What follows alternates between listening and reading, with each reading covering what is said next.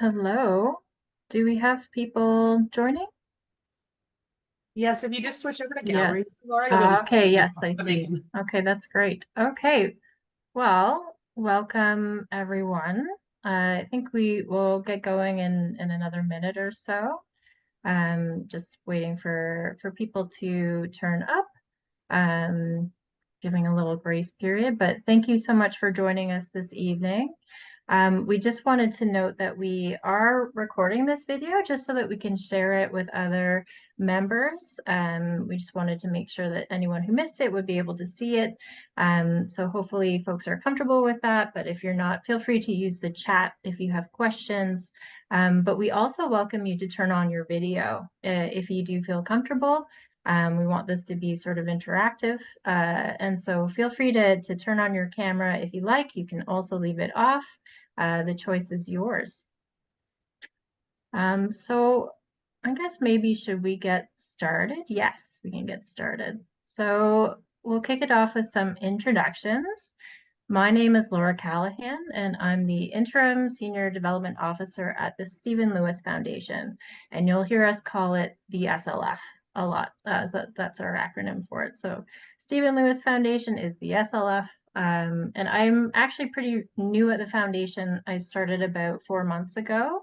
And my role is to manage partnerships with other foundations and with unions. So basically, I work to connect with funding organizations that are aligned with our goals and values. I develop proposals about how we can work together to amplify our impacts. And I inform our foundation and union partners about our progress and the impact that we achieve together. And previously, I worked in fundraising and communications in the Canadian youth and health sectors, and I've supported health and economic program delivery in Sri Lanka, India, Nepal, and Ukraine. And so I guess I'll pass it over to Healy. Hi, my name is Healy Thompson. I'm the Senior Manager of Advocacy at the Stephen Lewis Foundation. I will tell you more about what that means when we get to the advocacy section of the presentation. You'll learn, what sort of advocacy we're doing. I used to be in the role that Laura's in now, and so I have worked with our union partners in the past, which was a great privilege and joy. And I, unlike Laura, have been at the foundation for a very long time. Well, at least compared to some of my colleagues, I've been there for about 10 years now. And I've been an HIV activist for about 20 years, 22 years. Don't let these big cheeks and the fact that Zoom doesn't show you my grays fool you. I have been an HIV activist for about 22 years, and I love the opportunity to talk about the work that our partners are doing. So thanks for showing up tonight so that we can chat with you. Yeah. And so to start things off, I'd just like to go over some global statistics about HIV and AIDS, just to give everyone a sense of the scale of the issue today.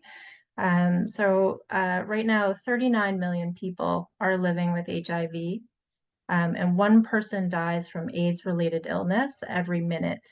So that's 630,000 people per year. Funding for HIV and AIDS from international and domestic sources is currently declining. In 2022, it had sunk to 2013 levels. And according to UNAIDS, there is a 90% funding gap for HIV prevention programs among people from key populations. And when I say key populations, I mean those people who are at increased risk of HIV and AIDS, or who face particular challenges accessing prevention, treatment, and care. In 2022, 1.3 million people were diagnosed with HIV for the first time, and 53% of all people living with HIV are women and girls.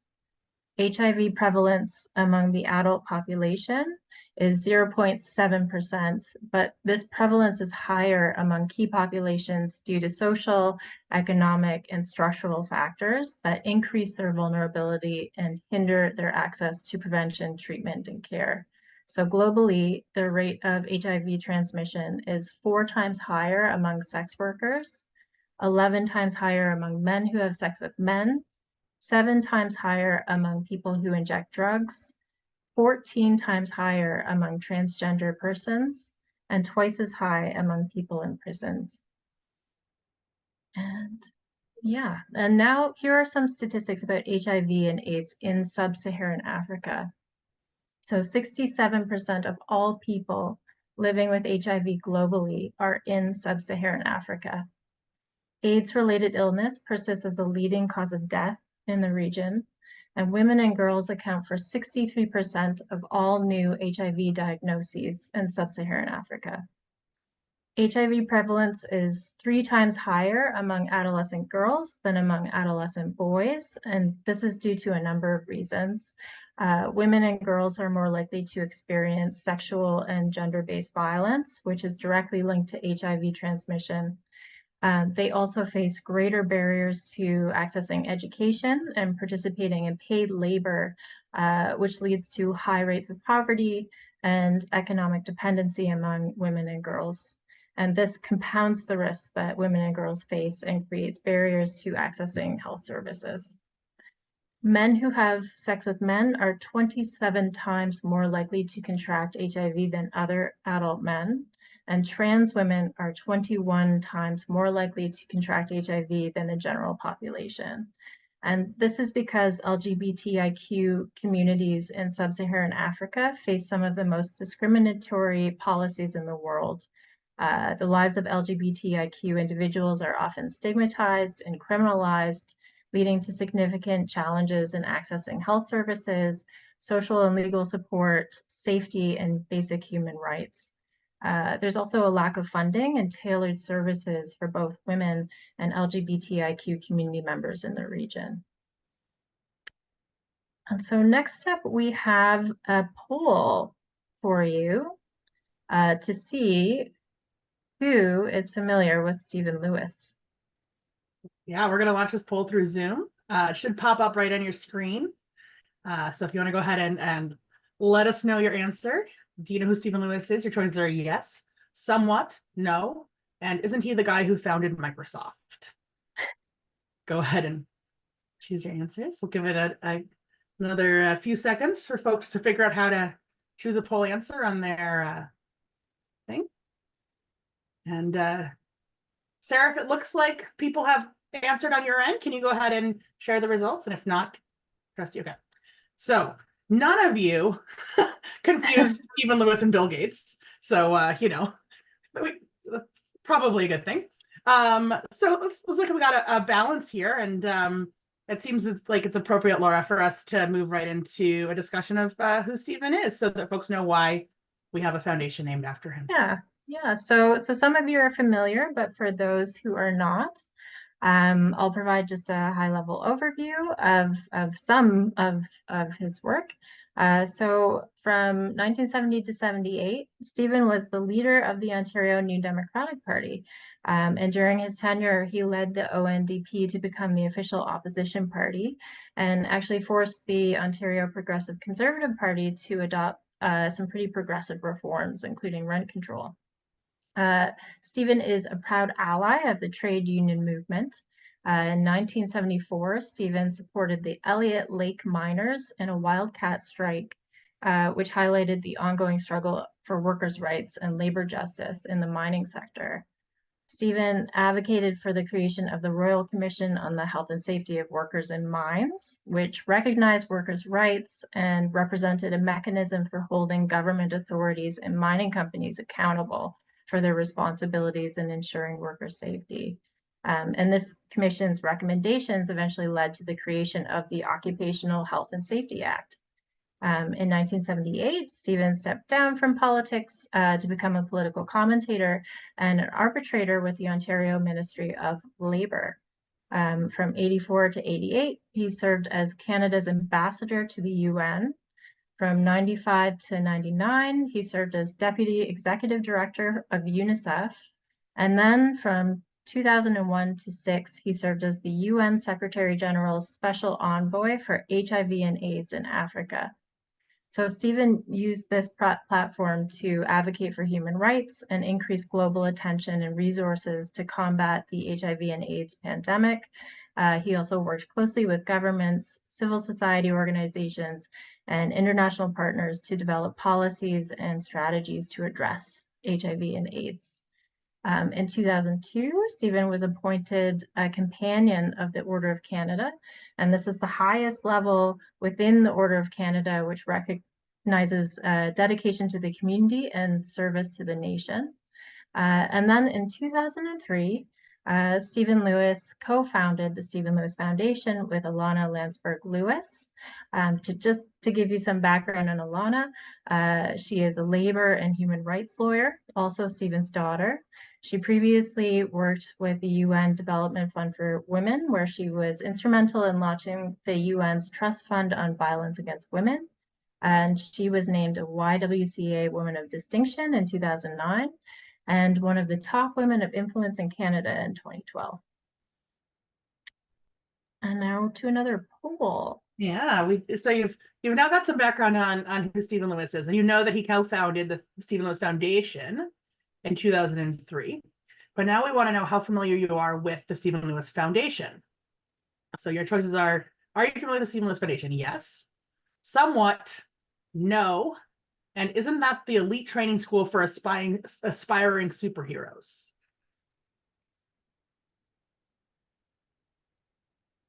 Also, while I've got the mic for a second, I realized that we forgot to invite you to post in the chat at any point during the conversation.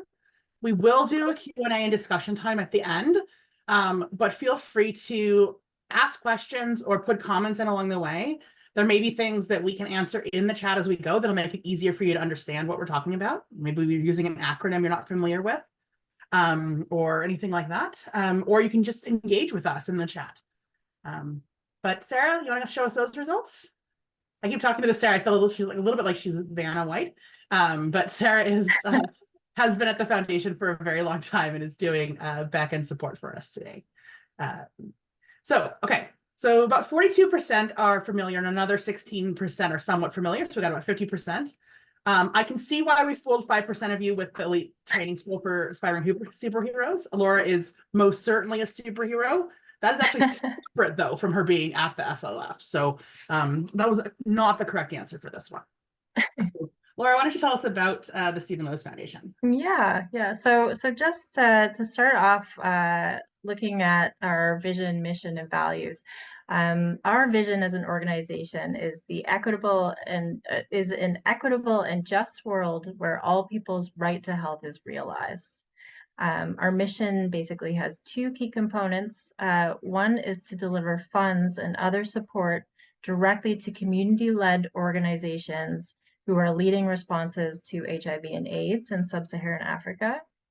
And the second is to advocate for international actors to shift power to community-led organizations and dismantle the inequalities that drive the HIV and AIDS epidemic. So we work to incorporate our values into everything that we do and the way that we partner with community-led organizations and funders and our supporters. We are a feminist organization rooted in the principles of anti-colonialism and anti-racism. Our values include solidarity, optimism, anti-oppression, courage, respect, and accountability. And we center the work and impact of community-led organizations and advocate for increased anti-colonial support for their work to promote health and human rights. Next slide. So as I said, the foundation was co-founded in 2003. The SLF is currently partnered with 97 different community-led organizations in 14 countries across sub-Saharan Africa. And through multi-year agreements, we provide them with flexible support to help them focus on their priorities and face new realities, including funding shortages, worker and caregiving burnout, increased living costs, crackdowns on civil society, and the effects of climate change. The key thing is we like to offer flexible support so that our partners can respond to the challenges that they encounter and the context as it changes. We learn from and contribute to our partners' work through a commitment to knowledge sharing, which Healy will go into a little bit later, I think. And And unlike many funding organizations, over a third of our funding goes to support our partners' administrative and core costs, because we know that those are essential for sustainable operations, for capacity building and growth. Many of our partners lack alternative sources of funding. So for about half of our partners, we're the primary or the only funder. And our commitment to long-term and flexible support enables them to sustain their work and focus on longer-term goals. And the work that they're doing is vital. Last year, they delivered programming and services to over 2 million people. They provide women and girls, grandmothers, LGBTIQ individuals, and others with healthcare, education, counseling, parenting assistance, legal assistance, leadership training, and income generating opportunities. They also help community members build networks and collectively organize to claim their human rights at a local, national, and international level. And our partners possess deep community ties and a strong awareness of the challenges they face and the potential solutions for them. So this makes them the best equipped stakeholders to lead effective responses within their communities. And next slide. So we have a quote from Stephen Lewis. What most of the world fails to understand is that the trade union movement does not consist purely of collective bargaining and labor relations. You fight for justice at every front. So like unions, SLF community-led partners are engaged in challenging colonial systems that have disadvantaged equity-seeking communities. Our partners work to combat discrimination and injustice on multiple fronts. And we know that union members are natural partners in this work. Like the quote says, you fight for justice at every front. And from the very beginning, union support has been instrumental to the success of the SLF and our partners. Unions were early supporters of our organization, and over the years, members have contributed significant funding. You've attended our events, you've welcomed us to your conventions, you've supported our advocacy efforts, and even traveled to meet some of our community-led partners in sub-Saharan Africa. So OPSEU, in particular, sponsored several of our events, including our 2010 AfriGrand Caravan, which was a coast-to-coast tour for African grandmothers and their granddaughters to share their stories with people across Canada. You sponsored our 2011 Hope Rising concert, which was a benefit concert featuring Alicia Keys, Kanon, and other artists. And you also sponsored our 2013 Solidarity Tour, which was a 15-day tour featuring activists from sub-Saharan Africa to raise awareness of the HIV pandemic among Canadian Union members. In 2009 and 2012, OPSEU members traveled to sub-Saharan Africa to meet some of our community-led partners. And over the 2 decades that we've been working together, OPSEU members have donated over $1 million in flexible funding to the SLF through the Live and Let Live Fund and the silent auction. So you've been a tremendous partner of the SLF through the years, and we're really grateful to each one of you for your unwavering support. And so now I believe we have a video that we will share with you. So I'll pass the mic over to Healy to introduce it. Thanks, everyone. So, or thanks, everyone. Thanks, Laura. So we wanted to move from us talking a little bit to you getting to hear directly from, well, indirectly from community-led organizations through a video. The video we're about to share with you it's about 7 minutes long, just so you can prepare yourselves. It features 3 of our community-led partner organizations, and it focuses on looking at what the impact of long-term flexible funding, how that model of funding allows community-led organizations to have a different level of impact than they might have relying solely on year-to-year grants that are project-focused and specific. And we really wanted to share this video with you because, as we've been mentioning and we'll continue to mention throughout this presentation, the long-term support that we've had from OPSEU and from the labor movement more broadly has allowed us to be consistent long-term partners for the community-led organizations that we work with. So Sarah, you can play the video whenever works for you.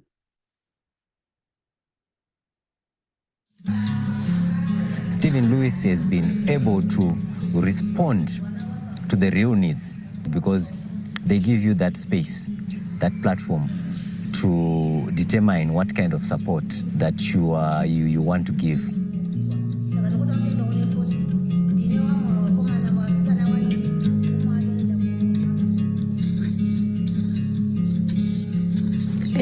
Zita langu lini estage kopito ndakabawa 1952 ekufuka 2014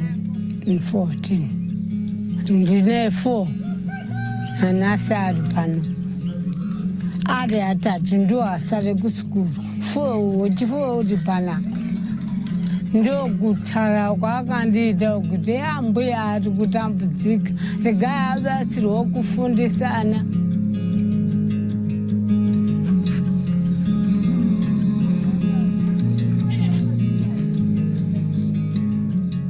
More than 90% of these children are being taken care of grandmothers.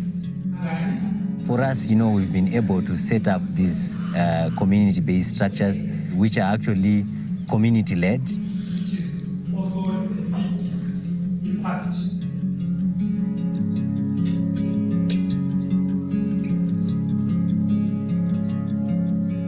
Some organizations, they might give medical, they might give counseling, but at the end of the day, they do not have somewhere where they can say, you can come here and hide.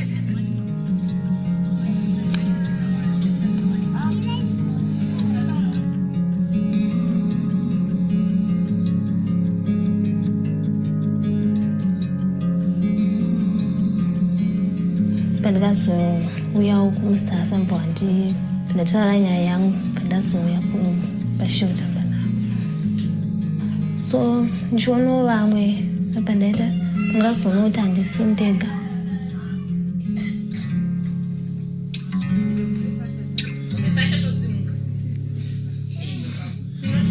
I think if there's something that stands out about the foundation's support, it's just around the flexibility of it. We always talk about the foundation as our all-weather friend, no matter what the organization goes through.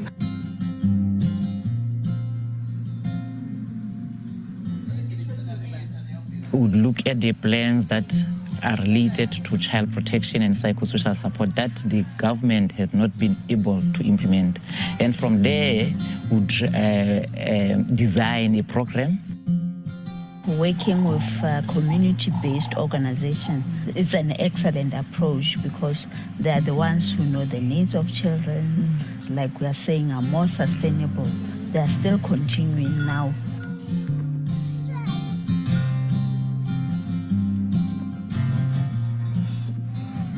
I'm Naledi Nkani, 22 years of age. I think it's been 3 years now being part of the Pumulan support group.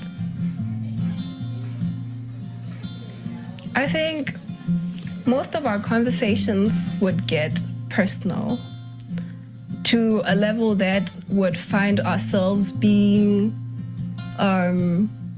counselors and therapists to each other, because if, for instance, we're talking about the right to good health, and someone would tell us, last night I slept on an empty stomach, and then would get to talk about it. Sometimes you'd find there are financial problems at home.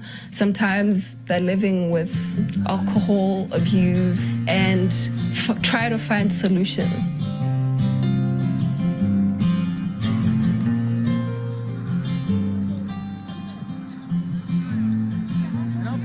Our partnership with Stephen Lewis is that we found necessarily their influence. They were supporting what we want to do. Because we are on the ground, we know the issues on the ground.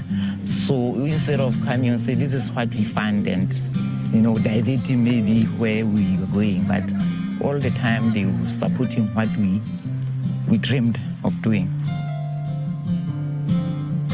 SLS finding the approach it's using of always being there helps us plan or rather have a longer term plan of what we can be able to do.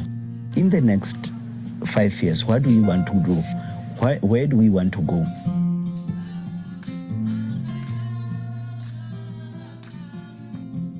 You know, we've grown, evolved, gotten a lot of other support, but Stephen Lewis remains one of the longest standing, and we're speaking to almost 20 years now. And what that speaks to is trust, mutual trust.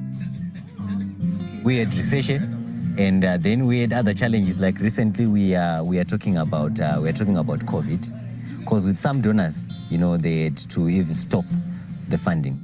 So the number of beneficiaries has been going down, but the vulnerability for the households has actually been increasing. I think if Musasa was not here, the statistics of murders, the statistics of street adults, they would be high, because if it's not safe for the woman to go back home, she would stay in the streets. My baby now is 3 months, a baby girl. It was difficult at first, but now I'm used to it.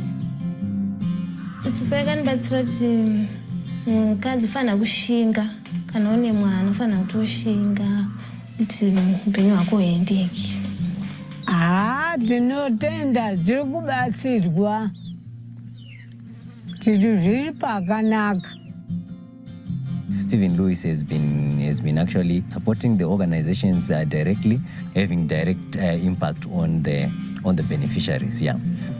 There were times when there was nothing, absolutely nothing, but we have been able to get some emergency fund so that we still continue with proposal, fundraising, making sure that the organization is still running. And it's still running. Even today, we are still in operation. I will say that I am very much wiser than I was 3 years back. I could tell when my rights are violated and when I wasn't fully taking responsibility for my rights.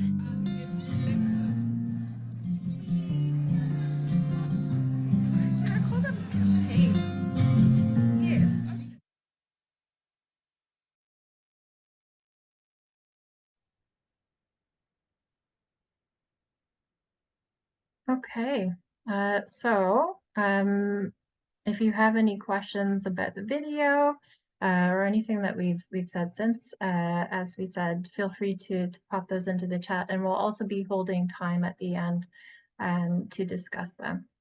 I'd just like to cover in a bit more detail the different areas of work, the programs and initiatives that our partners engage in. So we have 97 community-led partners, as I said, and they do a whole range of things. It was actually a bit overwhelming when I joined the SLF to sort of take in everything that was happening because of our partners. But you can basically arrange them into 6 different areas. And the first is children and young people. So HIV and AIDS has had a devastating impact on children and youth in sub-Saharan Africa. And SLF partners are delivering HIV prevention, treatment, and care that supports their multidimensional needs so that they can stay healthy and thrive. So programs delivered by SLF partners are supporting thousands of children to access education, to adhere to HIV treatment, and become active leaders in their communities. Sorry about that. We also have grandmothers as another area of work. So as was discussed, grandmothers across sub-Saharan Africa have stepped in to care for millions of children orphaned by AIDS after losing their own children to the pandemic. And SLF partners provide grandmothers with resilience building support, which is often led by grandmothers themselves. And so this includes programs offering healthcare, grief counseling, parenting assistance, leadership training, and income generation. And the SLF also helps organizations support grandmothers to develop networks and organize to promote and claim their human rights.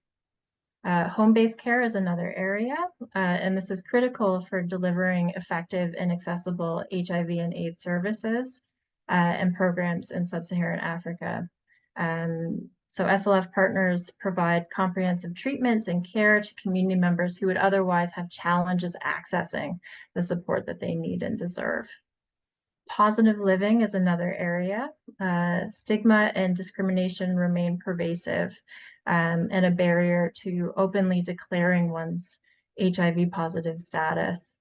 So we support people living with HIV to come together and lead organizations, address stigma and discrimination, and advocate for their rights. And through their example of positive living and with support from the SLF, they encourage others to get tested, access available treatment, speak out, and champion change. Ending violence against women and girls is another area.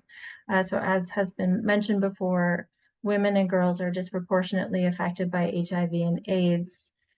Gender inequalities and violence against women and girls are directly linked to rising rates of HIV transmission, particularly among adolescent girls. So SLF partners deliver interventions that assist women and girls to take control of their sexual and reproductive health, prevent HIV transmission, and live free from violence. They offer holistic care, they conduct outreach to raise awareness, seek justice, and restore dignity and hope to survivors. And then health and human rights for LGBTIQ communities is the sixth area. So stigma, discrimination, and violence against LGBTIQ communities across sub-Saharan Africa creates life-threatening barriers to health and social services. And our partners, which are often run by LGBTIQ communities and then also for LGBTIQ communities, provide healthcare, peer support, counseling, and legal and economic support. They're also committed to repealing homophobic and transphobic laws and building inclusive communities and promoting the health and human rights of all LGBTIQ individuals through legal action and advocacy. So next slide. So I'd just like to share an example of one of the SLF partners that are working to promote the health and rights of LGBTIQ individuals. Freedom in Rome, Uganda, or FARUG, mobilizes and supports lesbian, bisexual, and queer women in Uganda to defend and assert their rights. They've been in operation for over 2 decades, and they were one of the first organizations in Uganda to engage in advocacy and lobbying to shift social norms, change policy, and confront homophobia and discrimination. FARUG also provides shelter, food, and means of economic independence to women who have faced violence and discrimination. But this past year, FARUG was evicted from their office in Kampala, where they had been operating for 5 years. And this eviction was a direct result of Uganda's 2023 Anti-Homosexuality Act and the increase in intolerance and hate that has followed. This act imposes penalties of up to life imprisonment for consensual same-sex relations. It also contains provisions that make aggravated homosexuality an offense punishable by death. Despite these circumstances, FARUG has continued their work, which has included supporting over 800 LBQ women with holistic health, social, and educational services. They provide a monthly stipend to people living with HIV to help them meet their nutritional needs and pay for transportation to access medication. And this has led to an increase in adherence to antiretroviral therapy. They also run a toll-free line for women to report cases of violence against them. And this is supported by a full-time legal desk managed by a trained community paralegal who specifically handles cases of LBQ women. So the challenges and risks that FARUG faces have never been greater, but with continued support from the SLF, which is fueled by supporters like OPSEU, FARUG has continued to provide vital services to community members and promote their rights, safety, and well-being.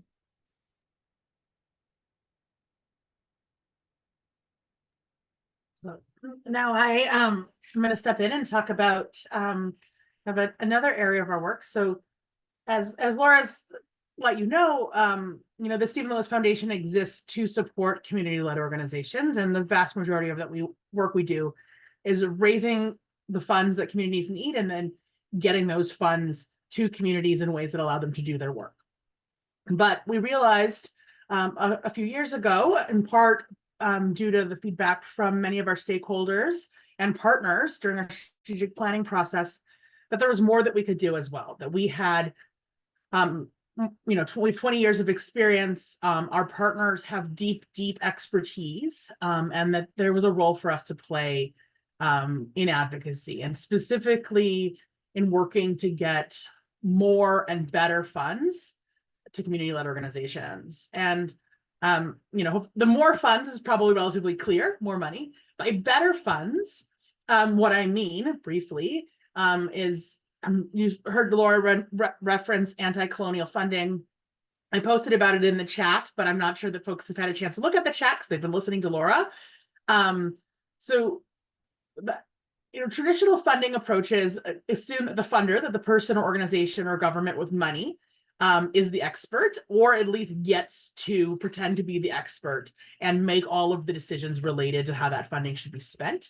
It often involves quite a bit of reporting requirements from organizations. They often can't change what they're doing partway through a project, even if the COVID-19 pandemic hits, or a tsunami comes through, or there's a new crisis that hits their community, or a new funder comes in and says, hey, we'll cover that area.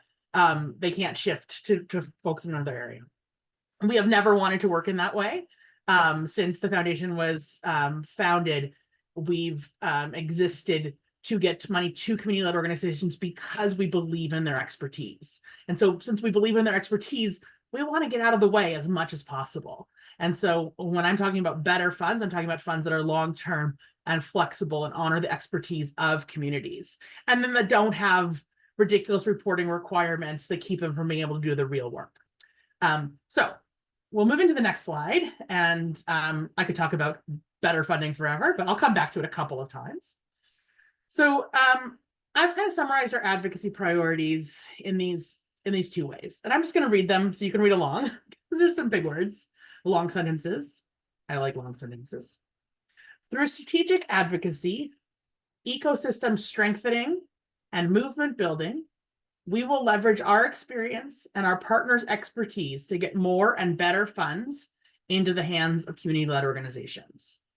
And just briefly, by ecosystem strengthening, I'm talking about, supporting other organizations and funders and governments that want to do this work, not trying to set ourselves up as like a singular expert, or working in collaboration and partnering and strengthening the overall HIV movement, strengthening the overall progressive international development movement, etc. And then the second piece is, simultaneously, as an HIV funder, we will lend our voice, staff time, and convening power to do our part to ensure that the priorities of communities shape the HIV response. So, it continues to be the case that, throughout the HIV response, those with money tend to be the ones who shape the response. Organizations based in the global north continue to shape the response globally. And so making sure that community voices are always centered in that work. And we'll go to the next slide. There we go. Thanks, Sarah. You were on that one. Totally. Our primary advocacy approaches I've grouped in 4 areas: amplify, build, call out and call in, and show. So amplify the voices and advocacy of our community-led organization partners and other community experts. Build the movement of funders, intermediaries, and INGOs, or international non-governmental organizations. So organizations like, Plan Canada or World Vision, Red Cross, those would all count as INGOs. So build the movement of funders, intermediaries, and INGOs committed to change. Call out the policies and systems that don't work, and call in decision makers to create change. And then finally, show how to support community-led organizations and the impact that is possible when meaningful partnerships are prioritized. And so I want to just give you a couple of examples of what each of an example of each of those types of work. And I could talk about our advocacy for several hours myself, but I won't do that to you today.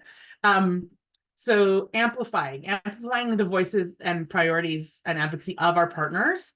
One example is opposing the Anti-Homosexuality Act that Laura mentioned in Uganda. So we, for the last year since that law was proposed and then passed, we have been working with our Ugandan partners and with other organizations in Canada to push the Canadian government to respond, to do diplomatic work to try to get the president of Uganda originally not to sign the bill, and then once he did, to try to get them to overturn it. We were part of pushing for the World Bank to say that they would not lend funds to the government of Uganda as long as it was enforcing that bill, and that was a successful effort, not because of us. We were part of a very broad coalition doing that, but being involved in that sort of thing. Pushing the Canadian government, it has funding available for LGBTIQ issues. It's already pledged that, but it doesn't move that funding quickly. And it's not meant to be used in flexible ways, but we need quick and flexible funding to make it to LGBTIQ organizations in Uganda so they can respond. So we've been advocating for the government to change that. And so those are the sorts of things that that we've been involved in amplifying the voices and priorities of our LGBTIQ partners, specifically those in Uganda. So that's one example. On the build piece, there are several different levels and areas in where we do movement building among funders and among the international development sector and within the HIV sphere. But the one I'm going to speak to right now is this idea of building a movement on a commitment to anti-colonial approaches to funding. It's sometimes called locally led development, trust-based philanthropy, feminist funding. They're all slightly different principles, but all very much related. And we really learn from each other, regardless of what terminology you're using. But I've included here a snip from our handout, and I'm actually going to share a link, or Laura will. One of us will share a link in the chat to the handout itself. But our 5 anti-colonial funding principles that we designed in consultation with our partners and with other organizations are: number 1, respect the agency and expertise of community-led organizations by responding to their needs and prioritizing the priorities, by implementing co-decision-making processes, and by providing flexible context-specific funding. Number 2 is provide multi-year grants as part of long-term investments in the people, infrastructure, and growth of community-led organizations. We want to support community-led organizations to be vibrant parts of civil society in their communities. We want them to have staying power and to be able to respond to emergencies and to keep going long after the Stephen Lewis Foundation no longer needs to exist. And so, the part of that is not just doing project-based funding, but actually supporting those organizations to be strong and to grow. The third is to expand traditional approaches to demonstrating impact in community-based health initiatives and to ease the burden of reporting. So I talked about how much time organizations often have to spend writing reports and sending receipts and calculating everything, according not to their own internal best practices for running an organization and to meet their own audit needs, but to the very specific requirements of their funder. And maybe 10 different funders have 10 different ways for them to do the reports. Number 4, streamline application processes or support intermediary funders who have existing close relationships with community-led organizations and work in anti-colonial ways. So that's the second time I've used that word intermediary. And there are different ways it comes up. Right here, what we're talking about is an organization, for instance, like the African Women's Development Fund, based in Ghana, was a longtime partner of the Stephen Lewis Foundation, and is now a major partner of the Equality Fund, you may have heard of in Canada. And, the African Women's Development Fund is based on the African continent. They have partnerships and relationships with hundreds of organizations across the continent. And So funders who may not be ready to make partnerships with 50 different organizations, they don't have the structure, they shouldn't develop it, governments, et cetera, can give funding to the African Women's Development Fund as an intermediary, because the funding is eventually going to make it to the community level. But African Women's Development Fund or another intermediary, they're just one example, would be better positioned and already have relationships and already work in anti-colonial ways. I am probably going way too deep into the weeds on this one because this is my passion. So thank you if you're still bearing with me on this. Number 5 is build partnerships with community-led organizations that extend beyond funding to include peer learning and advocacy. So working with organizations truly as partners, not just as a grantee. Okay, so that's build, or one example of build. For call out and call in, I referenced earlier that there are inequities in who holds power in the HIV response. And so one of the ways that we did a call out and call in advocacy approach was that last year we had what's called a correspondence piece. It's really a letter to the editor, but the Lancet calls it a correspondence piece. We had a correspondence piece published in the Lancet HIV that said, you know, in your editorial in January, you talked about all these inequalities in the HIV response, but one that you didn't mention and that the United Nations AIDS program didn't mention is the inequality in who makes decisions and who holds the power in how funding gets spent in the HIV response.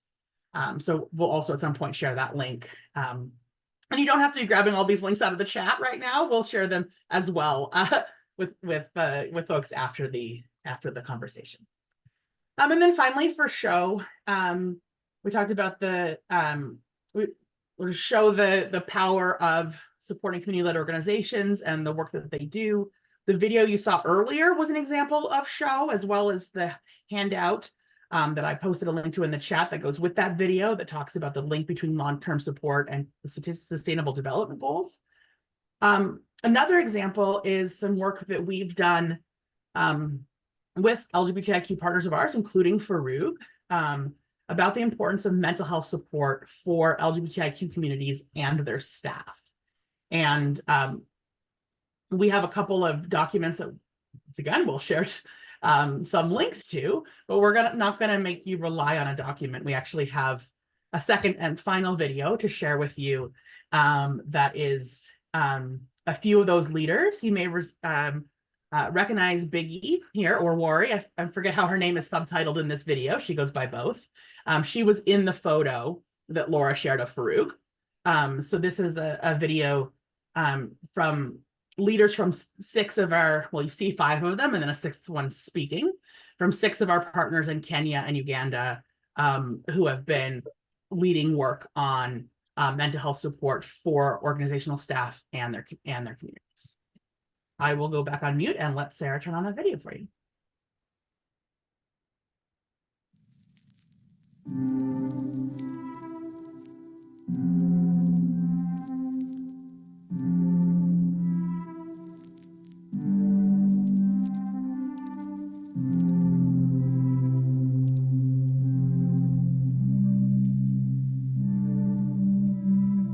Currently, there's been a lot of anti-LGBTI motion that is geared towards killing or ending the work that Upper Kenya is doing and other CSOs like Upper Kenya. Ever since we started the program, what we have all noticed, I think, because all of us are underactive, community knows where to go for support. Before, we didn't even know where to go for support. If we don't integrate mental health into our service delivery, then we're doing nothing. We opened up a mental health hub and then a department to ensure that they deal with the other mental health challenges as come. Mental health is not a one-day session. Mental health is not something that will stop tomorrow. It is a day-to-day. So most of the staff were saying that every day they come to work, but they are not safe. There's kind of a lot of threats, a lot of violence. The anxiety and the depression is very real. People don't even know what's going to happen next. And actually, I will not talk about other community without talking about us. Yeah, it's the activists, yes. The activists. For you to have, to support your membership, you need to start with your staff. Make sure they are in a proper state so that they are able to effectively serve your community. We forget, because when you get into the action, like when you start the work, it never stops. It never gets quiet. That's why these programs like this are important, because as we even deal with these challenges, you're like, okay, I need to also check in with myself. And for us, you're always on your email. or 24 hours, you're on phone, you're on email. So through Active, I think we have really done a lot, and we have really improved. Even you can see people now are chiming, people are talking, people are very free. We have the community advisory board, which is actually guiding us, because one of the things that we never realized in our community is like people out there who comes and give us the report. And also the training of healthcare providers in different facilities, just to make sure that they also offer services on mental health issues, and also at the DICE, because many staff didn't even understand about mental health. So through the program, we have tried to also train our own staff to understand mental health services. Empower community and also the healthcare workers to make sure that now we have counselors now we have counselors on call, and we have counselors on the site. The greatest impact that I've witnessed through the Active program is the normalization of mental health conversations. See, I've witnessed a great change, because right now we even having support group sessions that community members are able to come and say, this, for us, we're a group of people who are affected by depression, and this is how we've overcome, this is how we're supporting each other. We have tried to adopt the mental health policy at the county level, because we have a national outlook, but at the county it was not being implemented. Through Active program has managed us to engage with the different county departments on how best the mental health can be integrated. People are benchmarking from actually our organizations on how we do it. Actually, Brand, how you do IB, how do you do SMAG, how do you, actually we need Active. We cannot just, be like, oh, we did the program for 3 years, because people are going to come back and people know that we are providing those services, not only just continuing to invest in it, but investing in it a little bit much better to speak to the unique needs that communities have. Like never before. There should be more funds. Through these challenges, how then do we still stand out and protect our community? How do we get the support from our funders like Active, Stephen Levis, to make sure that we get petitioners? Because, but again, what's next? Yeah, that's true. Yeah. Every single homosexual in Uganda knows whatever will bring about LGBTIQ liberation, we do. So we're going to save generations. We're going to save this community that has been deeply affected by mental health.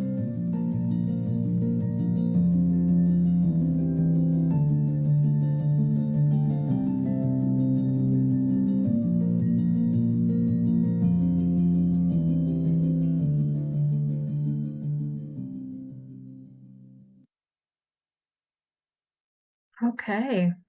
So moving along, because I see we're getting close on time and we want to have some time for questions at the end. I just wanted to go over some ways that if you would like to, that you can get more involved directly in our work. And so one thing is to sign up for our newsletter. We have a lovely newsletter called Grassroots that features stories from our partners. And you can go to this URL, or you can visit our website and sign up to receive it on a quarterly basis. We also invite you to promote the SLF within your network. You can simply tell a friend about us, or you can amplify our partners' voices by sharing our social media posts. We're on Facebook and Instagram, and we welcome you to engage with us there. You can also join the Grandmothers to Grandmothers campaign. And so this is a campaign where grandmothers support grandmothers in Africa. So Canadian grandmothers, grandmothers in Canada supporting grandmothers in Africa. And they organize events, they fundraise, they raise awareness. And so there's many events that happen across the country. And you can visit our website to see the calendar of events and join if you like and participate. You can also join a group or start your own group to organize your own events. You can participate in Give a Day. Give a Day is a campaign where we invite people to give 1 day's pay to support our partners. And you can learn more about that campaign on our website as well. And then next slide. You can also, if you're interested, volunteer with us. So right now we're looking for folks to march with us at the Pride Toronto this year in the parade. You can also help us table at the event and other events, or you can support us in our Toronto office. And we welcome you to reach out to that email address if you're interested in doing that. You can also organize a Partners in Pride fundraiser. So we welcome people to design their own fundraisers to raise funds for our LGBTIQ-led partners. And people have done things from running a 5K or a marathon. You can donate your birthday. So whatever the date is of your birthday, donating some configuration of that amount on your birthday. And feel free to get creative and take on a challenge of your choice. So if you go to our website or if you go to that URL, you'll find more information about how to do that. And then, of course, we also invite people to make an additional donation to us. You can give a one-time donation or you can become a monthly donor. Monthly donations are very much appreciated because it provides us with a steady stream of donations for our partners that we can count on in the future. And this kind of longer term support is really appreciated. And as we've discussed, it's really important for our partners so that they can plan long term. Yeah, but let's have, if there are any questions from participants, anything that we've covered, anything that we didn't discuss that you'd like to ask us about, we welcome you to give us your questions now. And I'm not sure if there are some in the chat that we may have missed. Laura, I just wanted to quickly mention, I know you said it earlier when you were talking about union support for the SLF. You know, we recognize that you as a member of OPSEU are already donating to the SLF as a member through your dues, through the contributions that OPSEU makes to the SLF. So like that is also enough. Yes. But you know, we include these other opportunities because we know that some people want opportunities to get more involved.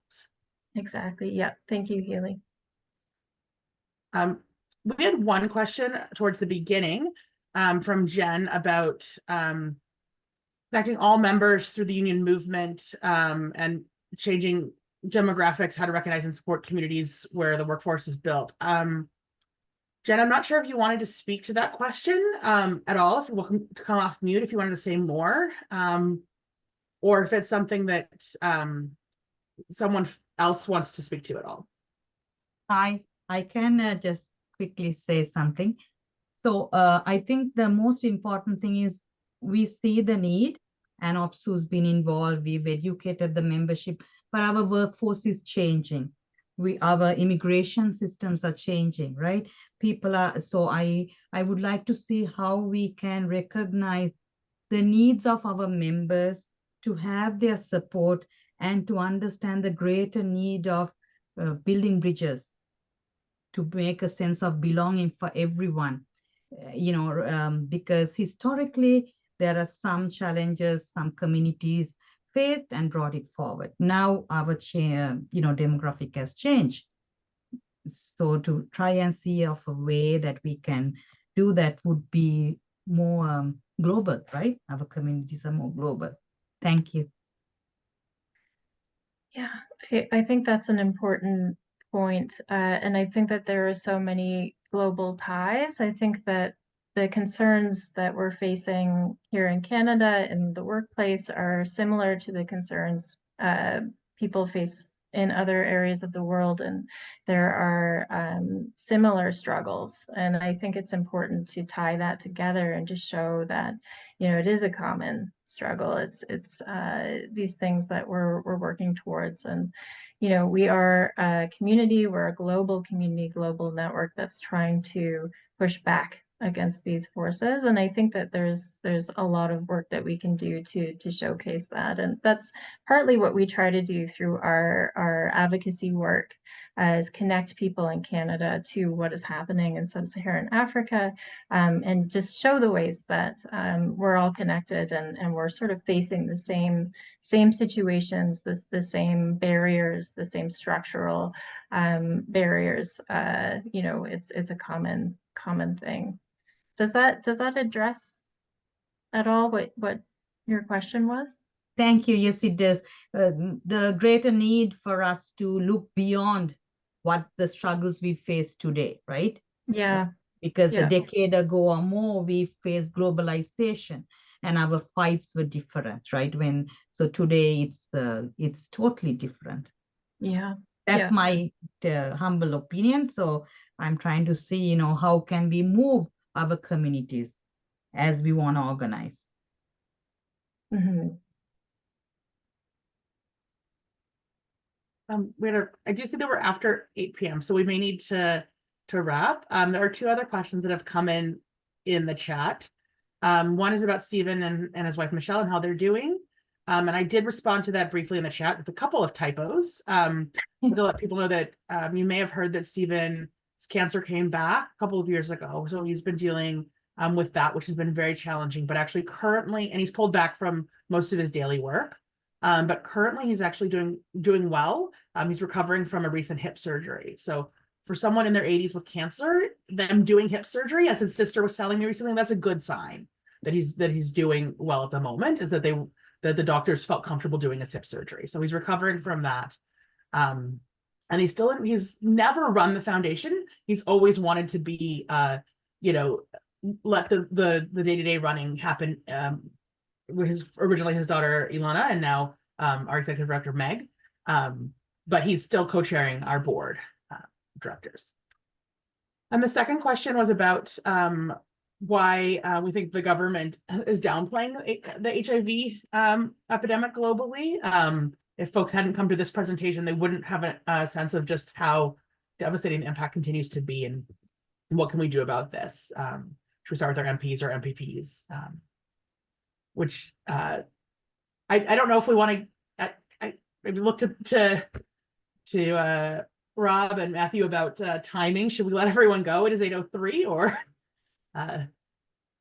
did either of you want to say anything? Just not to put you on the spot or anything. Yeah, maybe we can let people go if they want, but continue on. Sure, if people. That sounds good. Yeah. Okay, great. Thank you. Okay. We're gonna maybe just to briefly say, in answer to the MP question, if folks are still on the call and want to hear about that, I think that there's a general desire globally to feel like the HIV epidemic has been dealt with now that treatment is widely available, and now that, I will put it very bluntly, that there aren't a lot of straight white men living in North America and Europe who are becoming newly diagnosed with HIV, and like the people who are in power are in the global north are often not the people whose communities are most affected by the epidemic, and so it's easier to say we need to move on to other things, and to, you know, and it feels a bit like an uphill battle in the HIV movement to continue to put on people's radar, and also to remind folks of what an intersectional issue it is. It's not like we're just addressing a health issue. It's very much an issue of gender equality and economic empowerment and human rights. And our partners are addressing, they're not just addressing HIV, they're also responding to a wide variety of health concerns in their communities, but also really rebuilding the strength of those communities after communities were so devastated by the early years of the AIDS pandemic, before treatment was available and when so many people were dying. I did see a hand from Colleen. couldn't sneak away, could I? No. So a couple of the things have been addressed. And by the way, my name's Colleen Holder. I'm on the executive board at OPSEU SEFPO, and I'm one of the board members who are liaison to the Solidarity Fund. So we do talk about and deal with funds across the world, Stephen Lewis being one of them. And I didn't have as much information about it as I thought. So when you mentioned about the AIDS epidemic and all of that, and you know, the women, it sounds like mostly women are affected these days, and so on and so forth. And I was thinking in the back of my head, is this 1982? You know, I've been led to believe that that was back then, not necessarily now. Do you know what I mean? So thank you for that information. The presentation was wonderful. And I just, yeah, thanks so much. Well, I'm flabbergasted. I guess I'm just a little bit flabbergasted about some of the stats, because although we deal with the actual the motions and passing them, et cetera, the stats is something that I wasn't really aware of. So thank you. Well, we're glad we could share them, and this is what we try to do through our work is just ensure that people are aware of what's happening and the complexities of it as well. And we're just so happy that you all joined us tonight. It's been great to have everyone. It's great to have this platform to be able to speak to people, and we're just so grateful for your support over the years, because it wouldn't be possible without supporters like you. And so thank you to all of you. And oh, a note, we will be at the OPSEU convention later this month on April 25th and 26th. So we will have a table there for anybody who's still on. Feel free to come and see us at the OPSEU convention if you're there. So maybe we can have a conversation face to face. And you probably get to see Sarah Layton, who's behind the screen today, sharing the presentation. She usually shows up for those conventions. You may have met her at a previous one. Laura will be there, I'm sure, at some point. And our executive director, Meg French, will also be attending for part of the convention. So thank you all so much, everyone. Yeah. And we'll share everything so that it can be then shared more broadly as well. Yeah, we'll round up all of the links and the information and send that so that people can access it. Thank you. Good night. Great. Thank you. Thank you all so